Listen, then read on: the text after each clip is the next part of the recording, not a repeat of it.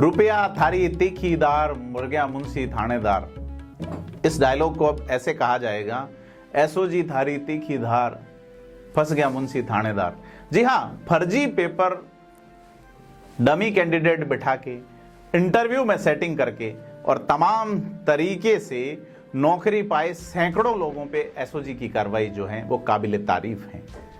और इस काबिले तारीफ कार्रवाई को एसीबी के पूर्व director general of police BL Soni ने एक ऑडियो जारी करके मुहर लगाई है इस काबिले तारीफ कार्रवाई पे, और उन्होंने तारीफ की सीधे तौर पे मुख्यमंत्री भजनलाल शर्मा की। आज जिक्र करेंगे कि क्या भजनलाल शर्मा इस कार्रवाई में, या क्या भजनलाल शर्मा इस जो पेपर लीक वाली कार्रवाई है इसको मुद्दा बनाएंगे। क्या भजनलाल शर्मा इस कार्रवाई को लोकसभा चुनाव का सबसे बड़ा मुद्दा बनाएंगे। विधानसभा चुनाव और लोकसभा चुनाव के बीच में जो अंतर है वो करीब 4.5 महीनों का है। 4.5 महीने में 100 दिन की लोग कार्य योजना देते हैं, 120-30 दिन भजनलाल सरकार पूरे कर लेगी। तो हर सरकार को एक जनता को बताना होता है कि आपने एक सरकार बदली, स्टेट की सरकार बदली, तो क्या बदलाव लाए। तो भजनलाल सरकार के सामने सबसे बड़ा एक इश्यू उन लोगों को बताने का है कि साहब हम आपके बच्चों के भविष्य के लिए काम कर रहे हैं। यह प्रयास जो है वो लोकसभा चुनाव के बाद भी जारी रहेंगे या नहीं, ये अलग बात है, लेकिन अभी फिलहाल ये प्रयास जो है वो सीधे तौर पे राजस्थान में एसओजी की एक अलग तरीके की छवि प्रस्तुत कर रहे हैं।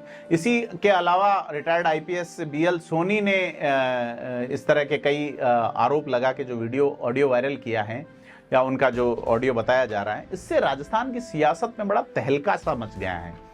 बीएल सोनी यही नहीं रुके हैं, उनका कहना है कि कई बोर्ड के अध्यक्ष और सदस्य ऐसे लोगों को बनाया गया है जो इतने अयोग्य हैं कि उन्हें संविदा कर्मचारी भी नहीं बनाया जा सकता था।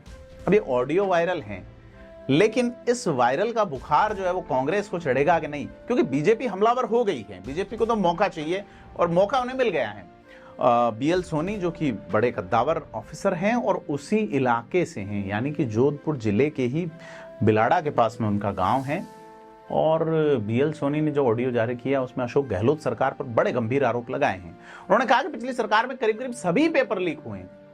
इस मामले में बोर्ड के अध्यक्ष, कर्मचारी और सदस्य भी पकड़े गए हैं, लेकिन इन्वेस्टिगेशन आगे नहीं बढ़ने दिया जाता था। एक राज्य मंत्री स्तर का नेता 18 लाख रुपए की रिश्वत के साथ पकड़ा गया, जिसमें मोबाइल के सदस्यों के साथ संदिग्ध चैटिंग थी। पेपर लीक को लेकर महत्वपूर्ण सुराग मिले, मोबाइल में ओएमआर शीट मिली। उस समय भी इन मामलों को, इन्वेस्टिगेशन को आगे नहीं बढ़ने दिया गया। बीएल सोनी ने मुख्यमंत्री की तारीफ की है और यह कहा है कि मुख्यमंत्री भजनलाल शर्मा ने जिस तरह से हौसला बढ़ाया है एसओजी के अधिकारियों का, वह काबिले तारीफ है। लेकिन हमारा सवाल यह है कि क्या सीएम इसे एक चुनावी डिलेमा बना के या चुनाव तक ही दिखा के रुक जाएंगे, या ये लोग वाकई में सलाखों के पीछे होंगे।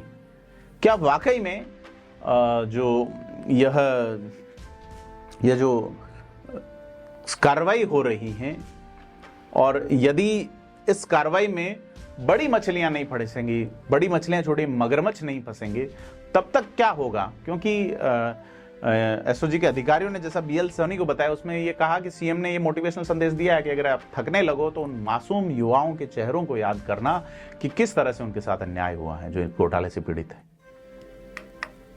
बीएल सोनी ने यह भी लिखा है कि इससे एसओजी टीम में एक अच्छा मैसेज गया है। बड़ा सवाल है कि बीएल सोनी, जो कि उनका नाम चल रहा था कि उनको कहीं एडजस्ट किया जाएगा, नहीं किया गया।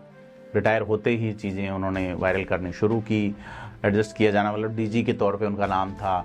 क्या कारण है हम नहीं जानते, लेकिन चूंकि इस मैसेज की तारीफ बनती है। और बीएल सोनी ने यह भी कहा कि पेपर लीक मामलों को लेकर कोई बैठक ही नहीं हुई। गृह मंत्री का चार्ज तत्कालीन सीएम के पास था, बैठक नहीं, और बैठक हुई तो 2 ही कारणों से हुई। एक तो गजेंद्र सिंह शेखावत और दूसरे सचिन पायलट को कैसे उलझाया जाए। और मुख्यमंत्री ने यूथ के साथ हो रहे अत्याचार को लेकर कभी भी गंभीरता नहीं दिखाई। उन्होंने कभी भी इस मामले को लेकर बैठकों में चर्चा नहीं की। बैठक में दावा किया गया कि पेपर लीक मामले को लेकर विधानसभा में कई बार सवाल उठे, लेकिन तत्कालीन मुख्यमंत्री ने कभी भी खुद जवाब नहीं दिया, बल्कि अपनी जगह उन्होंने दूसरों से जवाब दिलवाए। ये बात भी ठीक है। शांति धारीवाल ही मुख्यमंत्री अशोक गहलोत के तौर पे या उनके विभाग के मंत्री के तौर पे, जबकि उनके पास गृह मंत्रालय नहीं था, बीएल सोनी ने जो कहा कि ऐसे लोगों को सदस्य बना दिया गया जिन्हें कोई संविदा कर्मचारी नहीं रखे हैं। अब सदस्य कैसे बनाएंगे? 2 सदस्य तो ऐसे हैं जिनकी जो एक पॉलिटिकल पोस्ट दी गई तो उसमें किसी की पत्नी होना उनकी योग्यता रही, जैसे कि कुमार विश्वास की पत्नी मंजू शर्मा का मामला रहा हो, मंजू सैनी का। उसके अलावा दूसरा जो नाम रहा वो पूर्व जो है प्रत्याशी रही हैं कांग्रेस की, तो और इनके नाम से रिश्वत लेते हुए लोग पकड़े गए। अपने ऑडियो में बीएल सोनी ने यह भी कहा कि मैं जिला मुख्यालय में 90 किलोमीटर दूर एक छोटे से गांव का निवासी हूं। अगर इस तरह की भ्रष्टतम व्यवस्थाएं उस वक्त होती तो कभी आईपीएस अधिकारी नहीं बन पाते। तो यह तमाम चीजें जो है ये चुनाव में काम आएगी। भाजपा ये करवा रही है, अगर करवा रही है चुनाव का फायदा लेने के लिए तो उसे एक अलग माना जा सकता है, लेकिन अगर सिर्फ चुनाव का फायदा लेने के लिए चीज है तो फिर ठीक नहीं है। ये चीजें लंबी चलनी चाहिए और लंबी चल के गिरेबान बड़े लोगों के पकड़े जाने चाहिए ताकि ऐसी चीजें रिपीट नहीं हो। क्योंकि थानेदार जैसे पद, थानेदार एक बहुत बड़ा पावरफुल पद है।